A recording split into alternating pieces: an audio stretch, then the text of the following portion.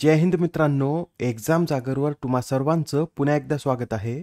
मित्रांनो, आजच्या चालू घडामोडीच्या सत्रात आपण नुकत्याच घडलेल्या घटनांवर आधारित MCQची प्रॅक्टिस करणार असून एक एक प्रश्न अत्यंत महत्त्वाचा आहे.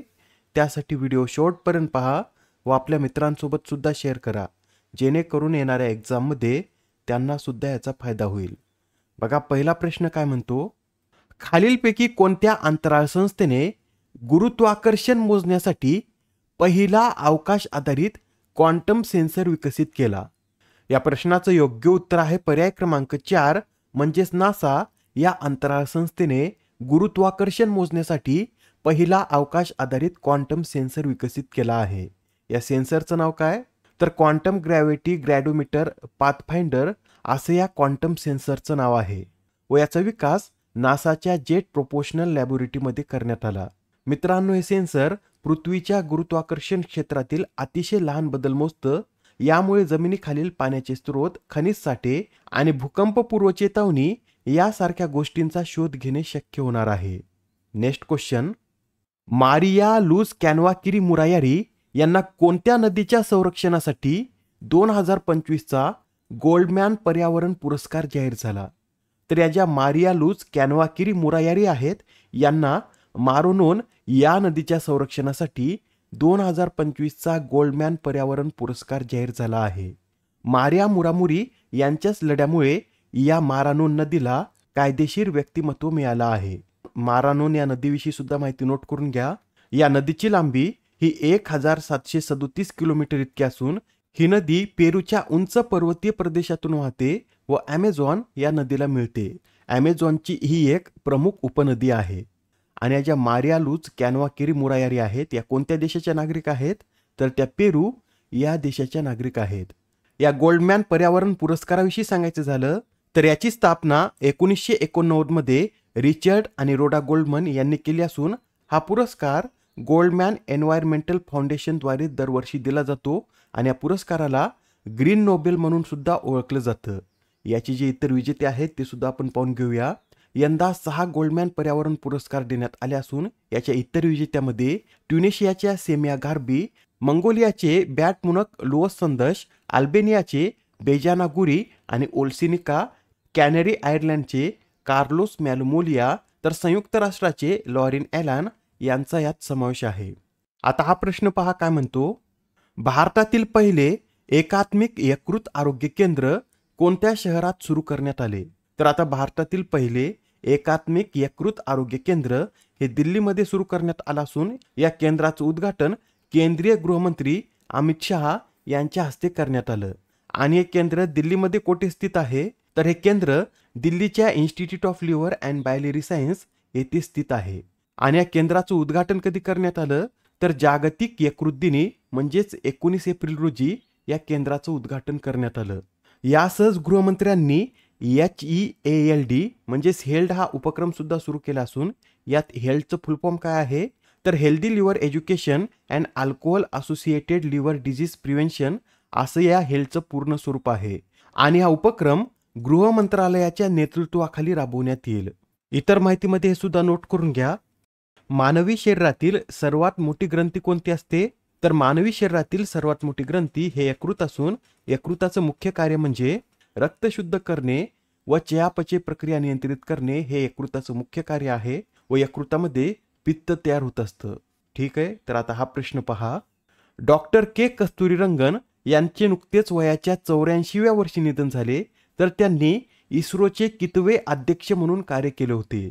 मित्रांनो, डॉक्टर के कस्तुरीरंगन यांचं नुकतंच आता वयाच्या 84व्या वर्षी बँगलोर या शहरात निधन झालं. त्यांनी इस्रोचे 5वे अध्यक्ष म्हणून 1994 ते 2003 या काळात कार्य केलं होतं. तसेच 2003 ते 2009 पर्यंत ते राज्यसभेचे नियुक्त सदस्य देखील होते. यासच त्यांनी जवाहरलाल नेहरू विद्यापीठाचे कुलपती, कर्नाटक ज्ञान आयोगाचे अध्यक्ष, बेंगलोर येथील राष्ट्रीय प्रगत अभ्यास संस्थेचे संचालक म्हणून कार्य केलं होतं व त्यांनी राष्ट्रीय शिक्षण धोरणाचा मसुदा तयार करण्यात सुद्धा महत्त्वपूर्ण योगदान दिलेलं आहे.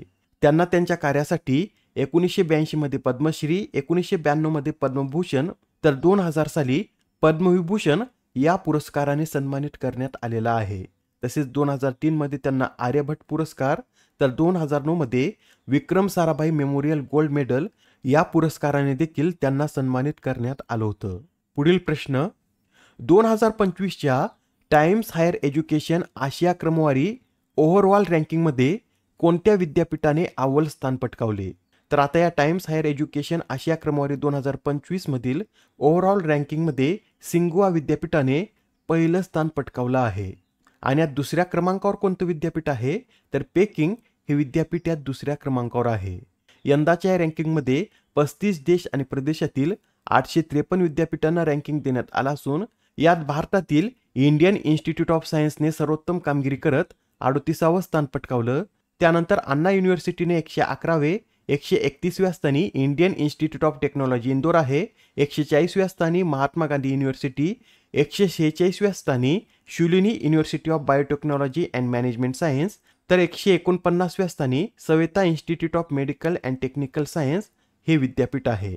आणि मित्रांनो, या रँकिंगमध्ये आपल्या महाराष्ट्रातील 4 विद्यापीठाने पहिल्या 500 मध्ये स्थान मिळवलं असून यात इन्स्टिट्यूट ऑफ केमिकल टेक्नॉलॉजीने 201 ते 250 या गटात स्थान मिळवलं. सिम्बॉयसिस आंतरराष्ट्रीय विद्यापीठाने 251 ते 300 या गटात स्थान मिळवलं.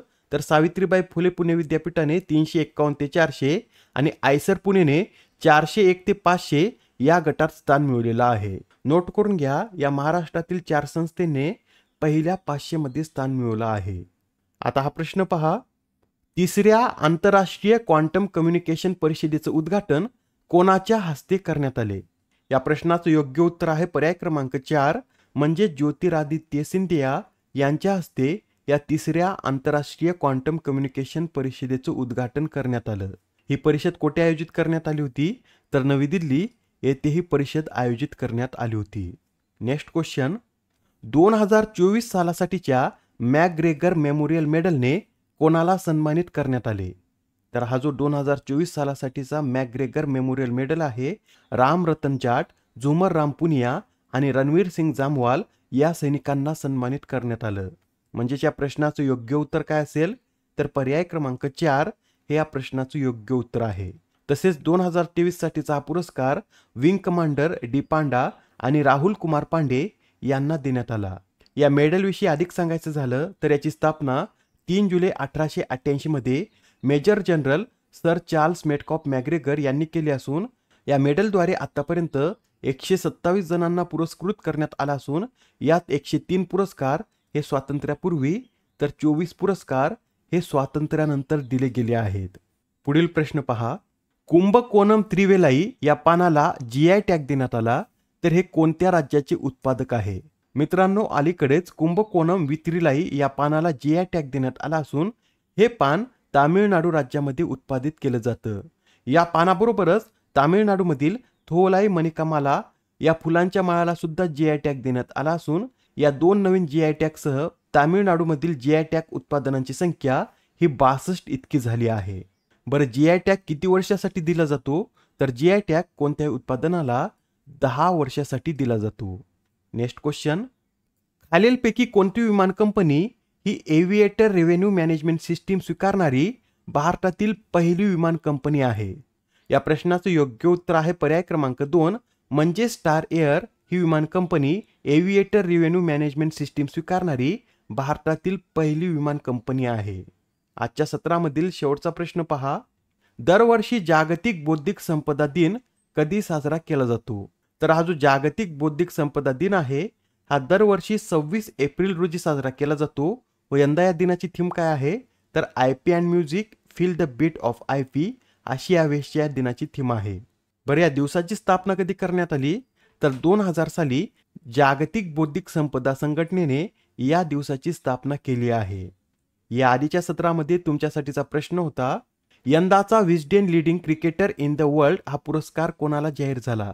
या प्रश्नाचं योग्य उत्तर आहे पर्याय क्रमांक 1 म्हणजेच जसप्रीत बुमराह यांना हा पुरस्कार जाहीर झाला आणि महिलांमध्ये हा पुरस्कार स्मृती मानधना यांना जाहीर झालेला आहे. यासच Wisden leading T20 player in the world हा पुरस्कार वेस्ट इंडिजच्या निकोलस पुरन यांना देण्यात आला. आजच्या सत्रामधील तुमच्यासाठीचा प्रश्न पहा, 2025चा World Press Photo of the Year हा पुरस्कार कोणी पटकावला? आता या प्रश्नाचं उत्तर कमेंटमध्ये देण्याचा प्रयत्न करा. उत्तर चुकलं तरी काय हरकत नाही, कारण ज्यावेळेस तुम्हाला या प्रश्नाचं योग्य उत्तर माहीत होतं त्यावेळेस हा प्रश्न तुमच्या दीर्घकाळापर्यंत लक्षात राहतो. तर आता पुढच्या सत्रामध्ये पुन्हा भेटूया. धन्यवाद.